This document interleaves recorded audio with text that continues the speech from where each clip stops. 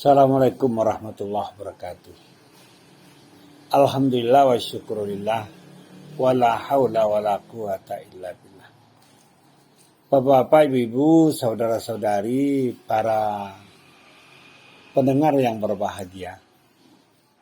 Pada kesempatan ini kita akan beri judul tausiah singkat kita dengan solusi kehidupan. Kita hidup di atas dunia ini menghadapi berbagai macam masalah yang dinamakan cobaan dan ujian kehidupan. Cobaan dan ujian kehidupan itu adalah suatu kepastian yang tidak bisa dielakkan. Karena seiring terlahirnya manusia ke dunia ini, maka Allah berikan berbagai macam cobaan di dalam kehidupannya. Nabtalihi faja'alnahu sami'an basira. Setelah Allah ciptakan manusia ini, lalu Allah berikan berbagai macam ujian kepada manusia. Makanya dalam surah Al-Insan ayat kedua itu Allah mengatakan nabtalihi faja'alnahu sami'an basira. Kami uji dia, lalu kami berikan dia pendengaran dan penglihatan.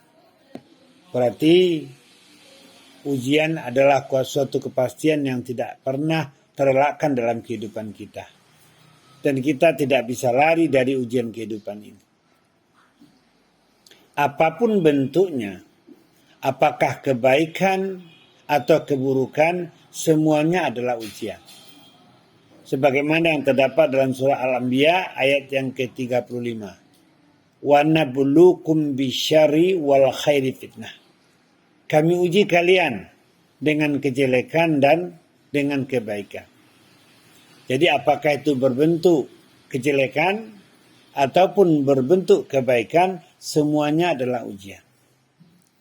Bahkan apabila diuji manusia dengan berbagai macam kejelekan dan kekurangan, sering manusia ini menjadi sadar. Misalnya dia sakit, dia miskin, banyak persoalan yang dihadapi, dia sering ngadu sama Allah. Ya Allah, ya Allah, ya Allah, keluarkan kami dari persoalan ini. Tapi coba sebaliknya, uji dia dengan berbagai macam kelebihan. Karirnya naik terus, keuangannya meningkat, ketenarannya gampang dia dapat. Apa yang terjadi? Justru manusia di sini sering berubah menjadi tidak baik. Innal insana la yatgha aw stagna. Sesungguhnya manusia itu cenderung berbuat melampaui batas, berbuat yang tidak benar, berbuat yang tidak baik setelah dia merasa dirinya punya kemampuan. Jadi justru manusia sering tidak lolos diuji dengan kebaikan. Artinya, baik berupa kejelekan maupun kebaikan, semuanya adalah ujian. Dan perlu kita ketahui, ujian ini sebenarnya adalah suatu kebaikan. Karena untuk mengukur kualitas iman seseorang. Ahasiban nasu ayutraku ayaqulu amanna wahum la yuftanun. Al-Ankabut ayat yang kedua. Apakah manusia mengira akan dibiarkan mengatakan kami telah beriman, sementara mereka belum diuji?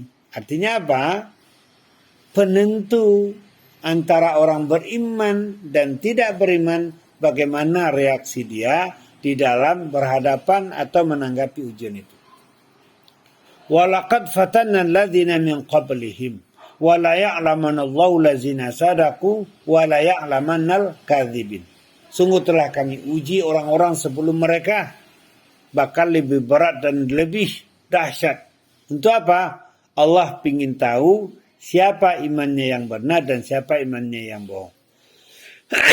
Artinya, dengan reaksi dia, sikap dia menghadapi cobaan hidup, itu akan menandakan kualitas iman seseorang itu. Dan ujian ini adalah suatu kepastian. Sebagaimana dalam Al-Baqarah ayat 155. Wala nabluwannakum bisyai'in minal khauf wal ju' wa naqsi minal amwal wal anfus wa thamarat wa basyiris sabirin. Dan pasti kami uji kalian dengan sesuatu. Dengan rasa takut, dengan rasa lapar, dengan kekurangan harta benda, dengan diri-diri, dengan buah-buahan dunia. Wa basyiris sabirin, beri kabar gembira orang yang sabar. Artinya, ujian yang Allah berikan, apabila kita lewati dengan kesabaran, maka ada kenikmatan di balik cobaan.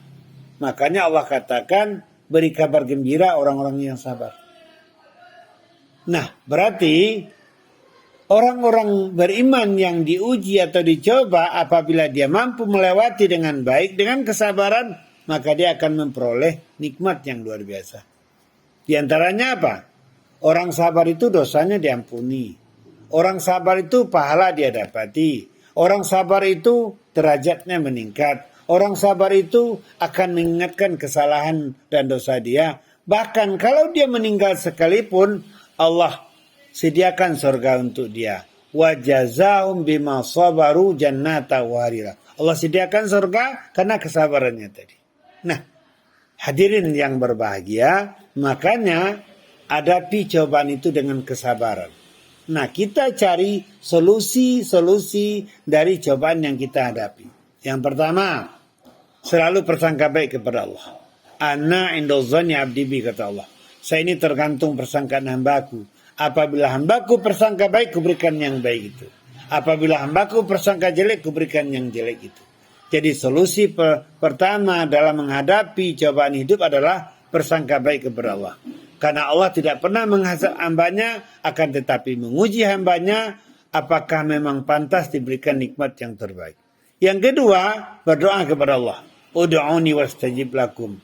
Berdoalah kepadaku, aku akan kabulkan apa yang kamu minta. Berarti minta solusi kepada Allah, minta ringankan kepada Allah, minta kemudahan kepada Allah melalui doa. Karena Allah pasti akan menjawab doa kita. Lalu yang ketiga, dekatkan diri kita kepada Allah. Wasta'inu bis sabri wassalah. Minta pertolonganlah kalian kepada Allah dengan sabar dan salat. Allah yang paling tahu dan Allah yang paling bisa menyelesaikan, gampang bagi Allah. Nah, bagaimana kalau kita jauh dari Allah? Tidak mungkin. Kalau kita ingin mendapat pertolongan dari Allah, maka dekati Allah dengan ibadah. Jadi sehingga kita semakin dekat, semakin disayang oleh Allah, dan semakin diterima pengaduan kita oleh Allah Subhanahu wa Ta'ala. Setelah itu kita ikhtiar, berusaha keluar dari persoalan-persoalan yang kita hadapi. Tergantung persoalan apa yang kita hadapi. Apakah persoalan ekonomi, apakah persoalan keluarga, apakah persoalan kepemimpinan kita, persoalan kemasyarakatan kita. Kita tinggal bagaimana mencari cara bisa keluar atau mengatasi persoalan yang ada. Selebihnya kita ikhlas, selebihnya kita reda, lalu bertawakal kepada Allah Subhanahu wa Ta'ala. Fa iza azamta fatawakkal Allah. Maksimalkan kemampuanmu, lalu sandarkan dirimu kepada Allah Subhanahu wa Ta'ala. Apalagi di bulan Ramadan, bulan yang penuh berkah ini, jelas kita dekatkan diri kita kepada Allah Subhanahu wa Ta'ala, sehingga persoalan, ujian, cobaan yang kita hadapi, maka kita terima dengan baik, kita analisa dengan baik, kita cari solusi dengan baik, dan kita mengadu kepada Allah Subhanahu wa Ta'ala supaya Allah berikan kemudahan dari persoalan-persoalan yang kita hadapi. Banyak maaf. Wabillahi taufiq wal hidayah. Assalamualaikum warahmatullahi wabarakatuh.